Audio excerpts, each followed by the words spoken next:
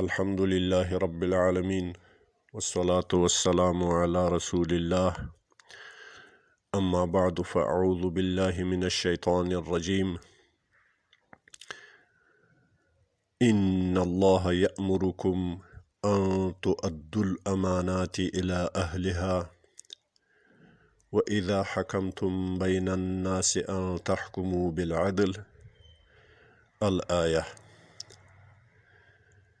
مؤمنانو، مشرانو د مسلمانانو، متولینو د مسلمانانو، چلونکو د اسلامی نظام، الله تبارک و تعالی د سورة نساء په همدغه 58 آیات مبارک کې تاسې مشرانو ته خطاب فرمایي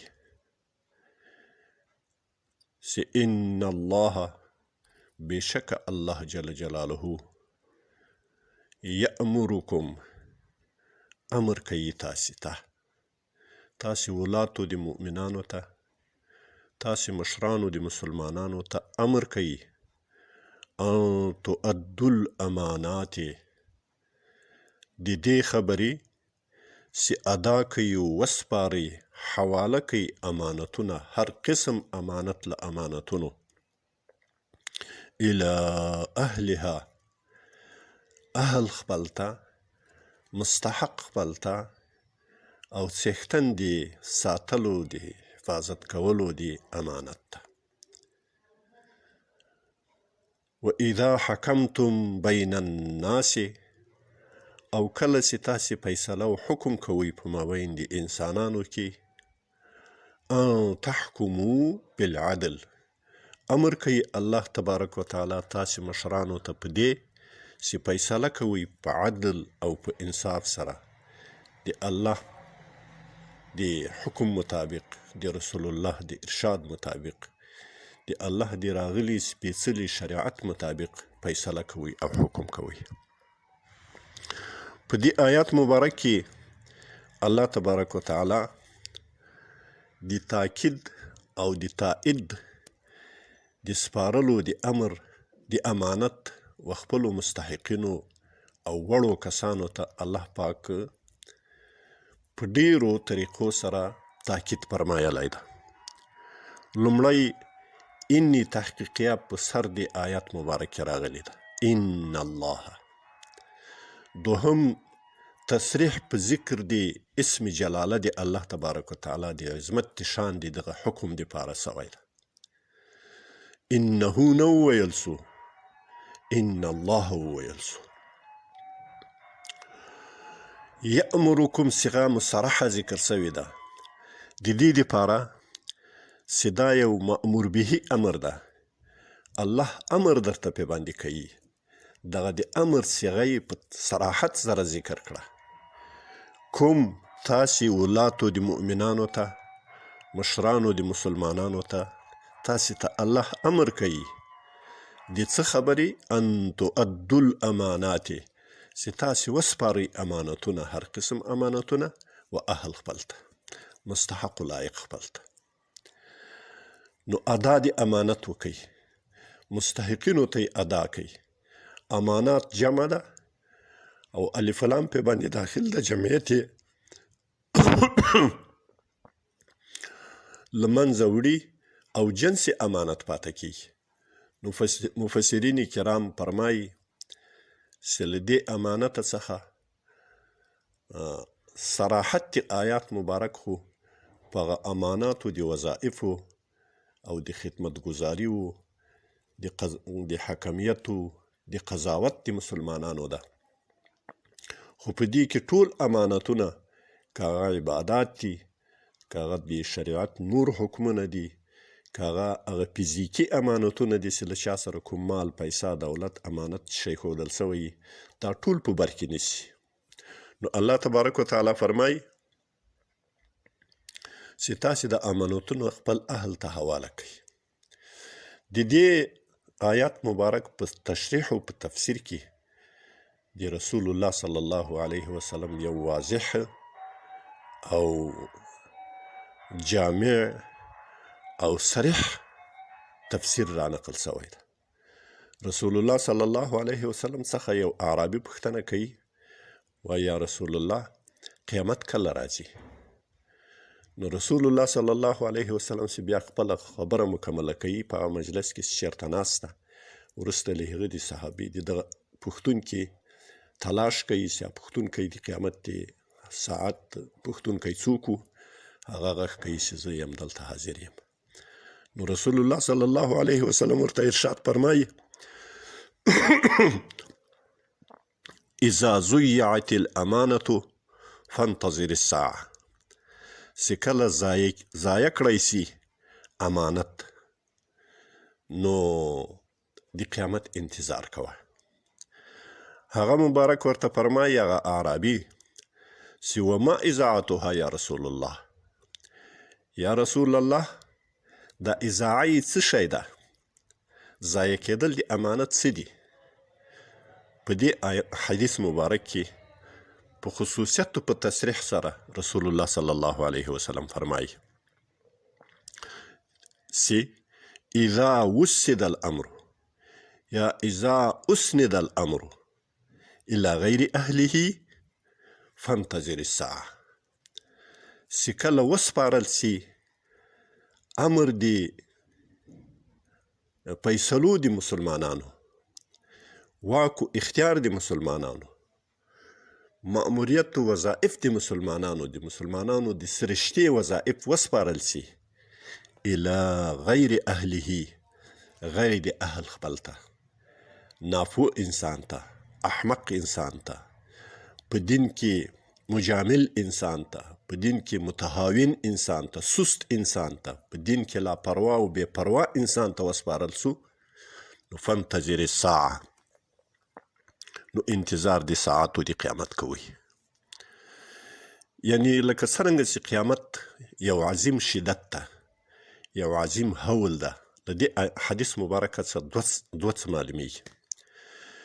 یو خو دا معلومیږي چې دا د اخرې زمانې له علائمو، د قیامت د قرب له علائمو څخه ده چې نااهل انسانان به په وظایفو باندې مقرري. دومه خبره د حکمت خبره دا ده کې چې اصلا نااهلو انسانانو ته تولی د امورو د مسلمانانو حواله سوه، نو په هغو مسلمانانو به ژوند داسې تنګیږي، مشقت به داسې پې زیاتیږي، پریشانی او خفګان به دومره پې باندې راځي لکه د قیامت د ورځې. هول و دهشت د هغه زمانې به داسې جوړیږي لکه هول و دهشت د قیامت. هر څوک به د خپل ځان په چاره کې او خپل ځان سنجونه کې به یې، د ځان په خلاصولو کې به یې.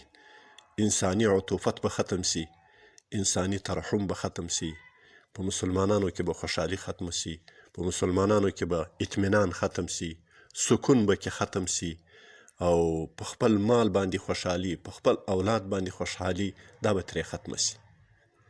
او که چېرته د امانت اهل ته سپارل سوی، نو بیا به یو جنتي فضا وي، د خوشحالي فضا به وي. هر انسان به له ظلمه څخه خود به خود مستنکف کیږي، په دې وجه باندې چې هغه ته دا معلومات وي چې که زه یو ظالمانه دعوه کوم، هغه دعوه کې ناکام یم، ځکه چې دا حاکمانو، ولسوالانو، قاضیانو، قمندانان چې دلته د ما په سر باندې مقرر دي، دا داسې کسان دي چې د ما ناحقه دعوه نه اوري. زه په ناحقه دعوه کې کامیابي نه لرم، چانس نه لرم. نو هغه خلقو چې په زړو کې څه د ګناه و خیره یي، له الله تبارک وتعالی څخه زیات نه ویریږي، او د حب او شوق د دنیا په وجه باندې کومې دعاوي په مخ کې مفروضه دعاوي وي، له هغو چې صرف نظر کیږي، هغه لانجې کمیږي، په انسانانو کې مشکلات ختمیږي، او هغه په دې باندې متیقن وي چې زه په دغه غلطه دعوه کې، ظالمانه دعوه کې نتیجې ته نه رسېږم، زه خپل مطلب ته نه کې رسېږم. او که نو بیا هلته په هغه وخت کې به لانجې ختمي، دښمنیانې به ختمي، دعاوي به ختمي، مسلمانان به په خپلو مالو مطمئن وي، په خپلو جایدادو به مطمئن وي، له خپل ژوند څخه به راضي وي، په خپل ژوند کې به خوشحاله وي، حکامو څخه به د شفقت او د ترحم په امید باندې هغه به پې باندې مشفق وي، هغه به پې باندې رحمت کوونکي، شفقت کوونکي، هغه به لکه د دوی د کور مشران داسې ورته ښکارېږي، د دوی به زړونه له هغو سره تړلي، د هغوی رحم و شفقت به د دوی په سر باندې نو به یو جنتي فضا وي. او که چېرته داسې نسي، نااهلو احمقو او متهاون انسانان چې له دینه سره مداهنت کوي او تهاون کوي، سستی کوي، نو هغه کسان چې له خدایه نه ویریږي، تقوا نه لري، که څه هم ښه عالم وي خو له خدایه نه ویریږي، د هغه فساد به بیا تر هغه کس چې هغه علم نه لري خو چې له خدایه ویریږي، فساد به د دغه عالم زیات وي پې باندې. نو د ما دغه مشرانو ته دا مشوره ده چې تاسې د ولسوالیو په سطحه باندې ډېره توجه راواړوئ. د ولسوالیو په سطحه سره د تاسې ملت تشکیلیږي. دغه ټول عظیم ملت له ولسوالیو چې جوړ ده. ولسوالۍ په کلیو باندې مسلط دی، له خلقو سره یې سروکار ده، له هغو نادارو، بېوسو، بېواسطو خلقو سره یې سروکار ده چې که چېرته په هغو کې ظلم روان وي، هغه د ولسوالۍ یو فرد، یو مظلوم انسان، هغه نه وزارت ته ځان رسولی سي، نه قاضي قضات ته ځان رسولی سي، نه رئیس د وزراو ته ځان رسولی سي، نه وزیر داخله ته ځان رسولی سي، او دا به بس له خپل مظلومیت سره په فریادو کې پاته وي. نو د الله او د مظلوم د فریاد تر مابین بیا حجاب نسته. که دا مظلومانان بیا د تاسې زوال غواړي، الله به هم زایله کوي. که د تاسې بې عزتي غواړي، بیا به هم الله بې عزته کوي. که د تاسې ورکه غواړي، بیا به هم الله ورکوي. خو که چېرته تاسې په دې کې غور کړی او داسې مجامله هم نه یې کړی چې هر والي خپل انډیوالان په ولسوالیو کې خوشحاله کوي، څوک یې قاضي کې مقرر کړی، څوک یې ولسوال کې مقرر کړی، څوک یې قمندان د امنیې کې مقرر کړی ده. وایي دا اطرافي خلک دي، په مرکزو کې تحقیقات دي، وړ کسان و لایق کسان غوښتل کېږي. دا خلک په هغه معیار باندې نه خیځي. له ما سره یې په جهاد کې وخت تېر کړی، په سب کې یې وخت تېر کړی ده، راځه دلته یې خوشحاله کړه. نو هغه هلته خوشحاله کړي او هغه داسې ناپوه انسان وي چې د خدای له دینه سره یې تعلق ډېر کم وي، عقلي معیار یې کم وي، د عدالت پانګه یې کمه وي، د تقوا